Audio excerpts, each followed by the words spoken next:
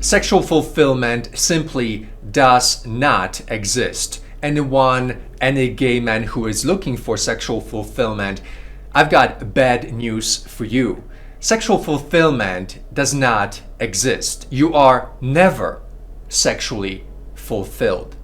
So as opposed to trying to answer a question to which there is really no answer, sexual fulfillment is a state of imagination. It does not really exist. Let's unpack this question with an unusual conversation about sexuality. I'd like to share with you some of my ideas that will help you break free,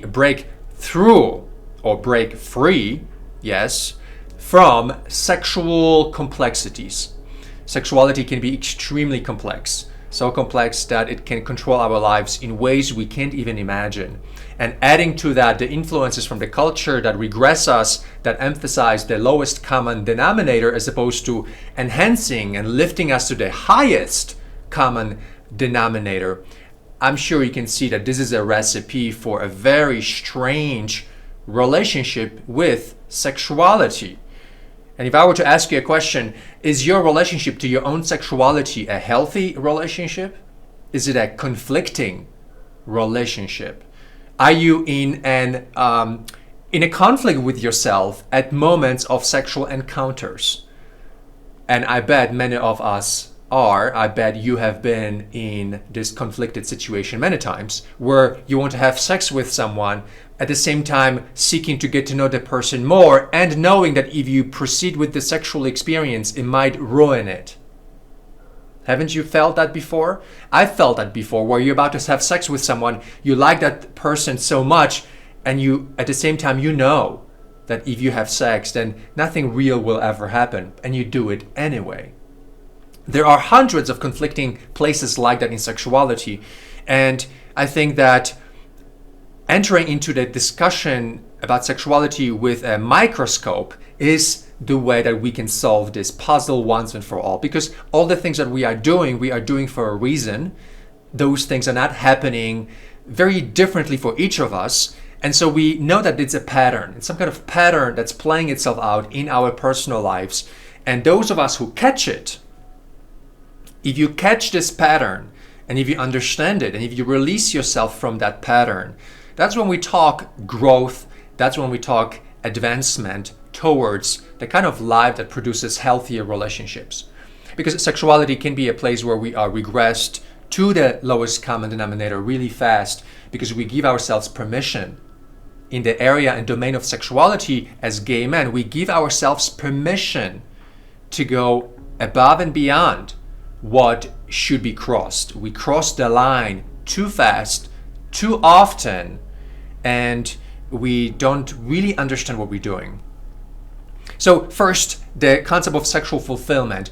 You're never really happy with your sex life. You always want more. You always have your impulses in your sexual drive initiated at random places, at random times of the day, of the month, of the year. One day you haven't been thinking about sex for months. All of a sudden you see someone's body part, and for the rest of the week you can't control yourself. That's how sexuality works. We are really never fulfilled.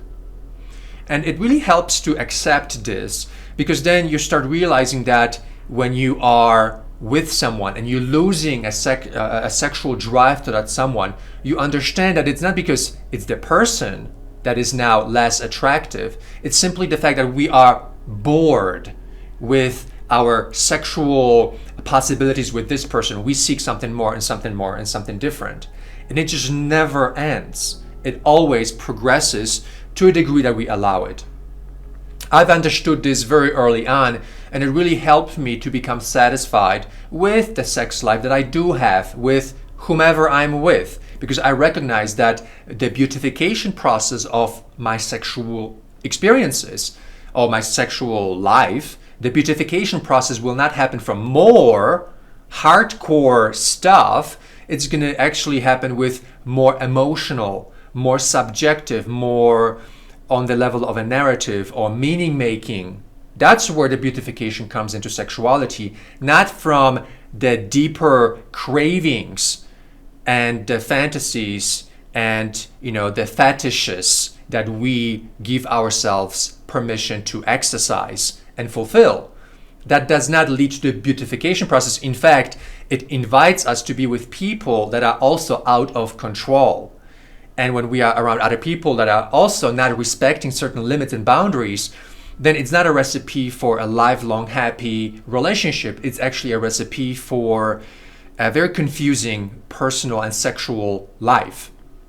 Because we have to rationalize all of this. Men are really, really masters of rationalization and denial. Gay men too. And we are all at the mercy of our subjective, unconscious mind that always justifies, always gives us a way out of responsibility. So let's not kid ourselves about that. So anyway, let's not segue into other discussions here. Sexual fulfillment simply does not exist. When you accept this, you're going to actually feel a sense of relief. So if you today, right this moment, if you accept, hey, okay, I will never be sexually happy, it actually feels really kind of relaxing to finally accept that, whatever you've had with your sexual experiences, it's probably the happiest you will ever be. So why even pursue more or strange and different things? Let's be happy with what we've gotten. Now, there's also a discussion about sexual completion where you want to give your body a certain amount of physical contact so that you discover what it's like to be close to another person. So we have to balance the containment of our sexual desires and the search for fulfillment with the need to actually have that physical contact. And on a psychological level, we do need close contact with other people naked, and we need to look them in the eyes and observe how they're reacting to our touch. And so that's how we are validated on a deeper level. So that validation protocol has to be exercised as well. But then I think in the 40s or 50s, when we've been around the block, if you've been around the block, with sexuality, there's really no need for more. In fact, you should give yourself a break and you should land on a different platform of sexual habits and sexual behaviors, because by then you have had it all on some level.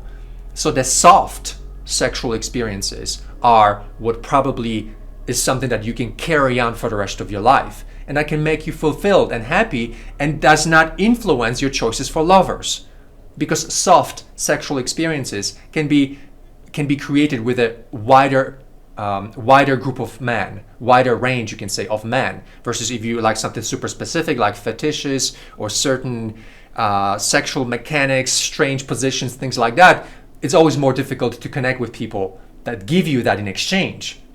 So when you bring in that soft sexuality, which ultimately is what you can invite yourself to when you realize that sexual fulfillment never really is attained, then you can give yourself a much wider experience of lovers, of love affairs, and you can enrich and beautify your emotional life, because the energies that you're spending on the hyperactive sexual discovery, those energies are now contained, and you can use those energies to beautify yourself as a man, to work on deeper aspects of your psychology, to look in the mirror as far as to recognizing your patterns of thinking, feeling, patterns of connecting with other people.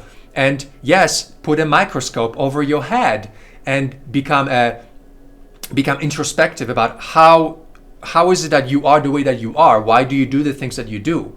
And so as opposed to using that sexual energy for that empty expression of these kinky desires, I recommend you at certain moment contain it and use them to explore your own consciousness, your own personality, your own thinking. So this is really the different pathway that goes contrary to what we're told by your friends, by your many ex-lovers. Everybody is searching and digging a deeper hole in the sexual domain, and the opportunity to really become successful, the opportunity to become creative is limited because our energies are being used somewhere else. So that's one perspective. Also, let's talk about the the actual process of what's happening when we are searching for that sexual fulfillment.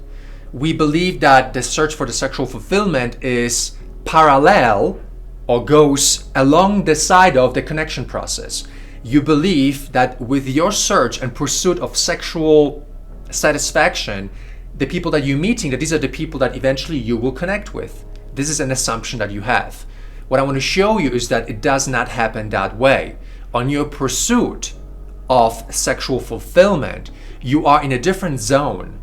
You are in a different, you can say, world. And it's a world of sexual fantasy. And you behave differently in that world. And there are 3 different stages in that world that do not lead to a connection process. And this is something that people have forgotten about because they have been conditioning themselves through social media and through the hookup apps to basically always be in this state and never question it and not notice what it does to their psychology. And so what happens is that when you enter into the world of sexual fantasy, you're not engaging in a connection process. You're not in the world of a relatedness. You're not relating to people. You engage in a hunt. So it's a world of sexual fantasy, and you are in that world hunting. And that hunt leads to an encounter. So that's the second part of that sexual world. The hunt, you are the hunter, or you are being hunted, so it goes both ways. Then you've got the encounter, in which there is that culmination of that hunt. But then there's the third step, the third place of your, is kind of like a state of mind, and that is the release. That is the release. And there's a lot of things happening in each of these 3 places in that sexual fantasy world. You're nowhere in there you are fulfilled sexually. You're in the space of a hunt. And you call sexual fulfillment actually that hunt process. So it's basically an addiction I mean, it is an interesting world, so we can't deny the fact that hunting for sex is not interesting. So we can't say that it's a world of an addiction. It's just a different world.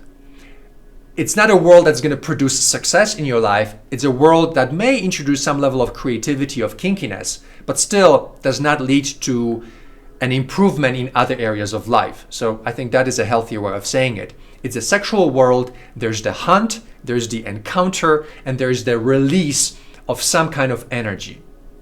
That's where I want to focus on right now, the release of that energy.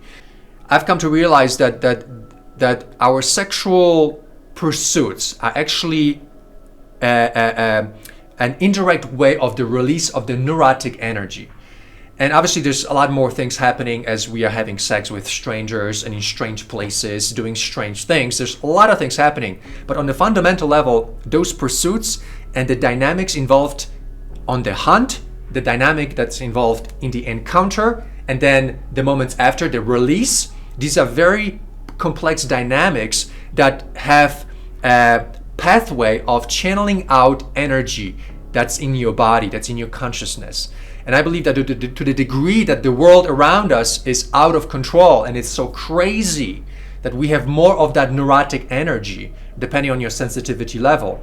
And then that neurotic energy then gets expressed through that hunt, encounter, and then the release stages of that sexual world, that sexual fantasies. And each stage produces a certain release of that neurotic energy. Now we can psychologize a little bit more, and we can add to this the need for validation. For you to be happy about yourself, you have to feel validated. And hookups and sex and the whole pursuit gives you an immediate validation that you are worthy of something. Because other people are responding to you, they want you. So to you, this is an immediate validation that you have some kind of value. Right now, most people do not receive any compliments from anybody. The world around us is really harsh, so people don't really show care for each other. So on a deep, deep level inside of us, we feel so invalidated that we will sacrifice everything in the name of that pursuit, that encounter, and that release and the validation that comes with it. And so that is a perfect recipe for sexuality to become something so deep, something so complex, something so multifaceted that nobody knows how to dig themselves out of those sexual complexities.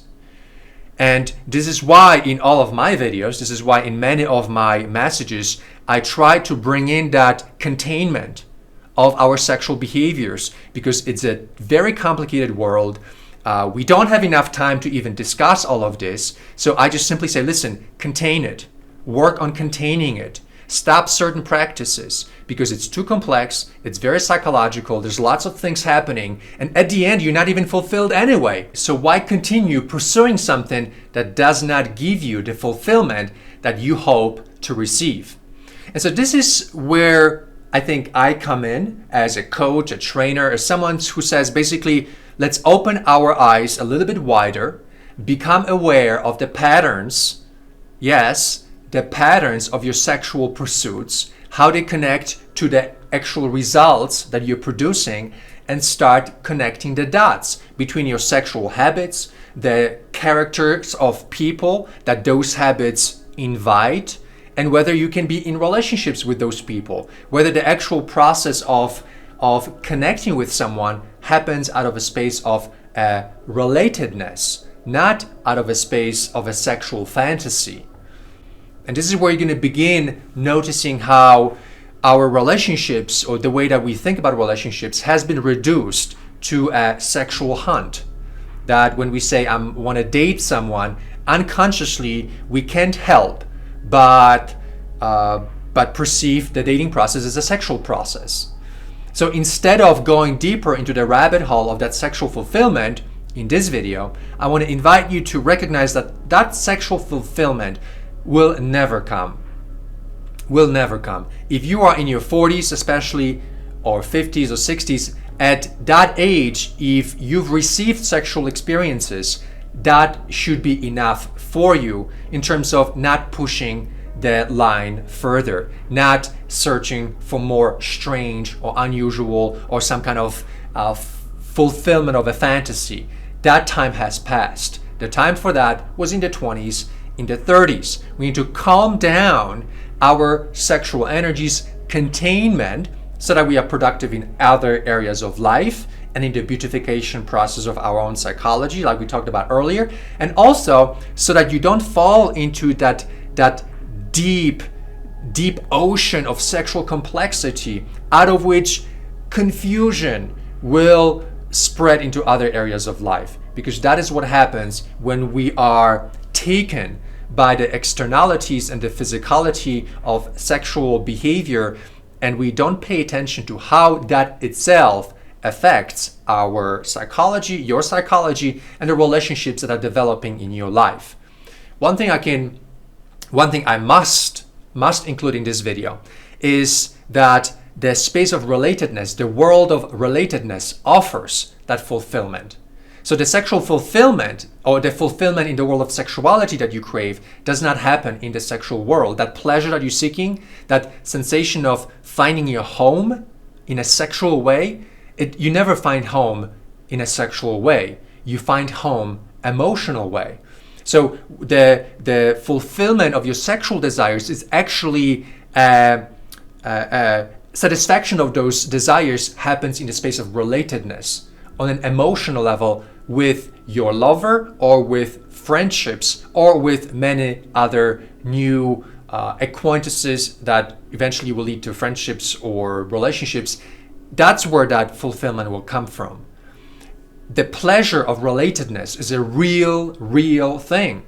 We have forgotten about that because it takes longer to produce it. But once you produce it, the pleasure from having a really loving friend, the pleasure from having an activity partner to go skiing with or go hiking with 3 times a year, the pleasure from knowing that someone really cares to hear you out, that pleasure can sustain you throughout all of your life's challenges and struggles, and can lift you higher to become even more loving yourself and cultivating beautiful relationships in your life.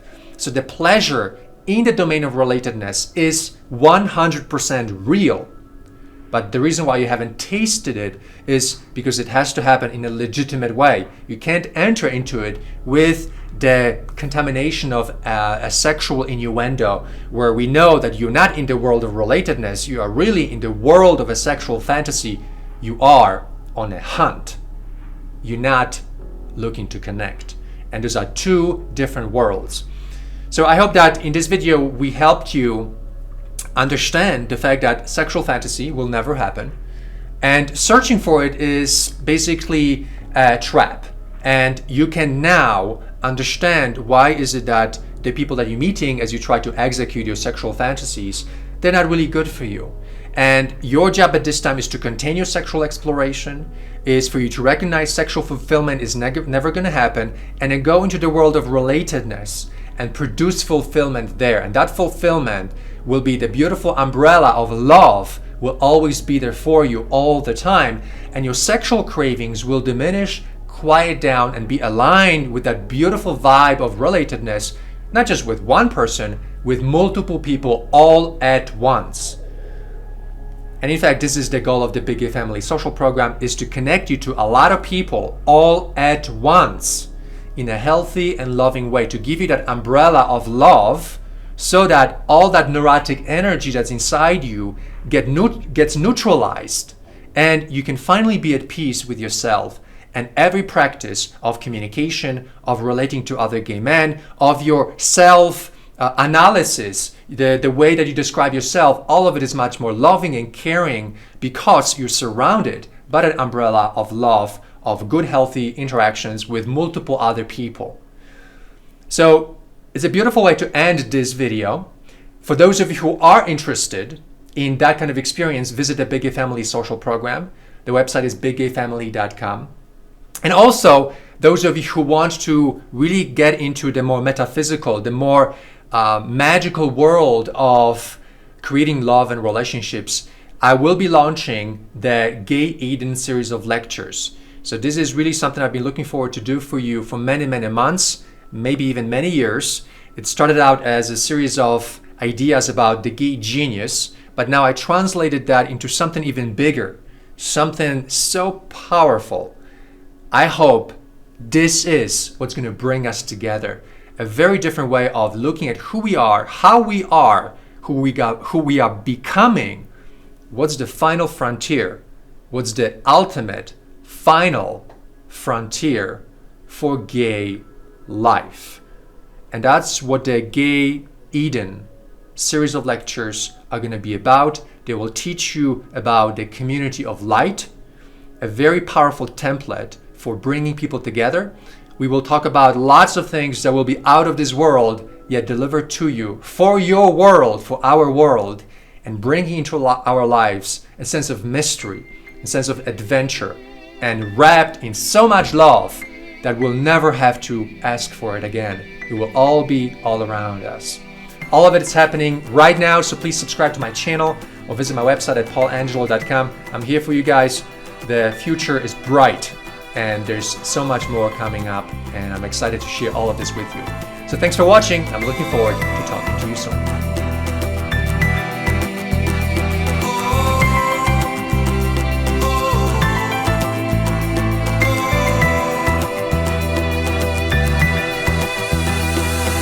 Turning quickly and over, and the clock is ticking. Time is moving fast.